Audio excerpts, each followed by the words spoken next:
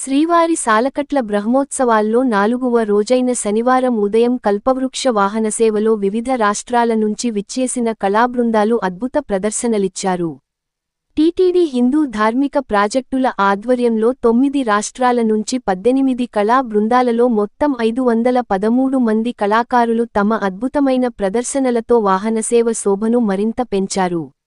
ఆంధ్రప్రదేశ్, కర్ణాటక, తెలంగాణ, ఒడిస్సా, రాజస్థాన్, ఉత్తరాఖండ్, గుజరాత్, పశ్చిమ బెంగాల్, మహారాష్ట్ర రాష్ట్రాలకు చెందిన సంస్కృతీ సంప్రదాయాలను ప్రతిబింబించే విధంగా 18 రకాల సాంస్కృతిక బృందాలు ప్రదర్శనలిచ్చాయి.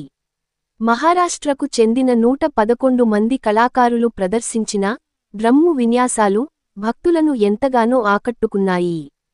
తెలంగాణ నుంచి జానపద నృత్యం, కోయ నృత్యం బృందాలు, ఒడిస్సా నుంచి దల్కాయ్, ఒడిశా జానపద నృత్యం, గుజరాత్ నుంచి దాకలదుడియా, రాజస్థాన్ నుంచి దాండియా, ఉత్తరాఖండ్ నుంచి చోలియా వంటి వివిధ ప్రాంతీయ కళా రూపాలను కళాకారులు అద్భుతంగా ప్రదర్శించారు.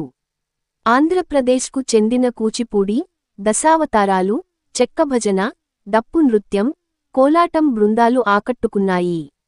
కల్పవృక్ష వాహన సేవకు హాజరైన భక్తులు కళాకారుల ప్రదర్శనలను తిలకించి ఆనందం వ్యక్తం చేశారు.